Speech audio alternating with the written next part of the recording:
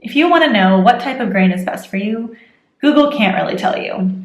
Unfortunately, the mainstream media out there pretty much just talks about protein and fiber and then some simple micronutrients when talking about what kinds of foods are healthiest. But if you are vegan or whole foods plant-based, then you have a unique set of dietary needs that the vast majority of the population does not have. So today I'm going to apply my expertise and science to help you figure out what type of grain is going to be best for your specific diet and what's going to be healthiest for you to incorporate more of in your diet. Hey there, I'm Mish, and I am a full-time researcher with my PhD, sharing scientific studies here to help you reach your fitness, nutrition, and health goals. And I just want to point out my shirt today because this is one of the shirts I designed, and I don't really talk about my merch much because I just made a few shirts during the pandemic for fun and because I wanted some swag. But if you are interested in buying any of my vegan merch, some of which is quite sassy, then head on over to my blog, which is veganmish.blog. It's linked below. And that is actually my rice cooker finishing, which I think is a relevant beep to keep in this video about grains. Today I'm going over 14 different grains to help you figure out which is going to be healthiest. Now I'm using air quotes because obviously there is no single one healthiest grain for everyone, despite what sites like WebMD and whatnot might tell you. But I am applying my many years of scientific training and expertise from getting my PhD and publishing studies of my own on nutrition to create a metric that I think will be very useful for my fellow vegans and whole food plant-based eaters to figure out which grain is going to be healthiest for your situation. And what I've done is I've ranked these 14 grains I'm going to talk about in terms of how well they supply micronutrients that tend to be lowest on a vegan diet, especially a whole foods plant-based diet. So these 4 nutrient categories are zinc, iron, magnesium, and selenium. So although these tend to be relatively lower on a vegan diet compared to other nutrients in a vegan diet, it doesn't mean that vegans are lower in these nutrients than non-vegans. It's just the areas of a vegan's diet that tend to be the weakest and can be addressed by grains. So these 4 micronutrients tend to be a little lower than other types of micronutrients on a vegan diet and are often present in large amounts in grains.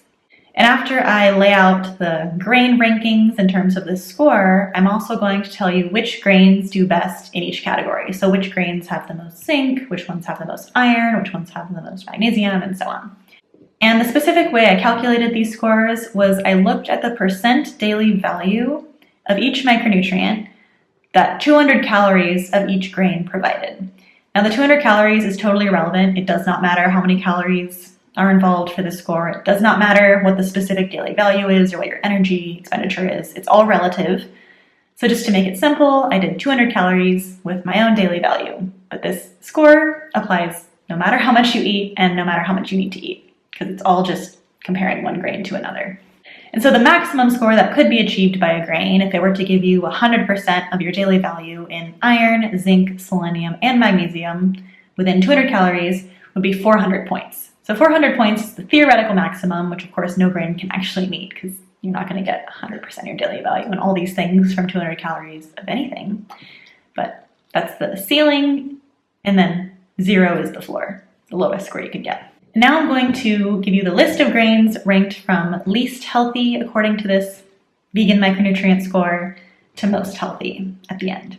At the bottom of the pack are grits/polenta, so cornmeal with only 38 points, followed by millet with 43 points. Next is unenriched white rice, so white rice in its natural form without any nutrients added at 46 points, followed by rye at 52 points. After that is brown rice at 56 points, and then bulgur at 58 points. Then we have sorghum with 70 points and buckwheat with 76 points. After that, we have barley at 77 points and quinoa at 81 points. So now we've done the first 10, and now the last 4 really seem to pull away from the pack. We have oats, every vegan's darling grain pretty much, at 88 points. And then one step above oats, we have amaranth, which is one of my favorite grains that I feel like is very underappreciated, but I have lots of recipes for on my blog, at 105 points. And for our runner-up, we have farro at 138 points, which is another one of my absolute favorite grains. Also not super appreciated, I feel like. And as you may notice, the grains at the top of this list are really increasing in their marginal benefits. Like the point differential is getting much bigger between each grain, which is pretty cool. Also, this is what farro looks like. It's like really thick rice. I absolutely love it. It's chewy, it's nutty, it's easy to cook. Also, this bag is compostable, so I'm not completely negating my shirt here. And now for our winner, which I'm actually pretty surprised to find out is healthier than farro. We have kamut, which I looked up how to pronounce. It sounds very silly, but kamut at 153 points. So before we move on to our next segment with rankings for the different micronutrients as well as some extras, I'll just take a little intermission to sum up and say, if you are trying to shore up some micronutrients that you might be a little lower on a vegan diet compared to other micronutrients, then I suggest incorporating more oats, amaranth, farro, and kamut into your diet. You can get a lot of these, if not all of these, in bulk sections at your local co-op or Whole Foods, and sometimes even places like Trader Joe's will have them, so they're not too hard to get. Also, Amazon has them, and some other bulk online stores I'm forgetting. I think like nuts.com has stuff like this. I've never ordered from them, but I hear about them a lot.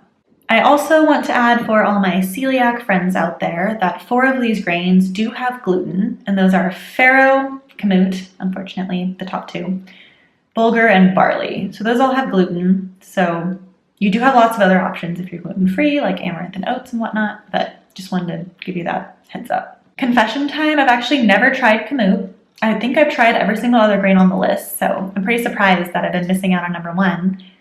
But I'm adding it to my list. I'm very excited to try it. Please let me know if you've tried it before. I'm curious about your experiences, what it tastes like, and what kind of dishes you use it in, and how you cook it. So if you have any advice or thoughts on kamut, please drop them below. And now I'm going to tell you which grains win in each micronutrient category, plus some extra categories. So first, in iron, the winner by a landslide is amaranth at 23% of your daily value and 200 calories. And that's my daily value. I am 5'6" and I haven't weighed myself in a few months. I think I'm probably like 116 pounds. So that's 23% of my daily value as a woman, which is higher than men's too. And the runner-up for iron is quinoa at 14% of my daily value of iron and 200 calories. And now I'm feeling very self-centered, but I am very average height and whatnot, so at least there's that. And now for our magnesium winners. The winner again is amaranth at 44% of my daily value of magnesium and 200 calories, followed by buckwheat at 41%. For our selenium winners, we have kamut, which I always just want to say kamut. That's how I've always read it until I looked up pronunciation. But kamut at 88% and farro at 80% selenium and 200 calories. For our zinc winners, we have kamut again at 28%, followed by oats at 24%. Fun to see oats represented here, finally a grain that a lot of people actually eat. And now for our final segment, we'll talk about which grains are best for protein and fiber. I'm talking about these 2 very basic categories because they're the ones the media tends to focus on because of the big myth that we're all protein deficient, which is not a thing in the US, and because of the very sad fact that the Western world's number 1 source of fiber is white bread, and people are just severely low in fiber, so that's why all these media outlets like WebMD and Healthline and whatnot have to focus on fiber. But for my fellow vegans and whole food plant-based eaters, if you're anything like me, then you're probably getting 2 to 3 times the minimum or daily recommended amount of fiber. But I'll still tell you the high fiber foods anyway in case you would like to increase your fiber. So I will again be looking at 200 calorie amounts of the grain, and this time I'll tell you about grams instead of percent because I think percent is a little more useful for micronutrients for what people are used to thinking about, whereas I think grams are generally what people are more used to thinking about with fiber and protein.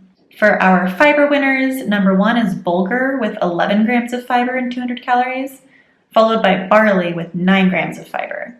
And for our protein winners, we have 9 grams of protein and 200 calories of kamut, whereas farro is our runner-up at 8 grams. So it's interesting that the top sources of fiber and protein in all these grains have gluten. So I'll give you the gluten-free winner in each category too, just in case you are interested in that. And our gluten-free fiber winner is buckwheat at 6 grams, which is only about half of the fiber as bulgur. So it's interesting that all the wheat grains have more fiber than the non-wheat grains.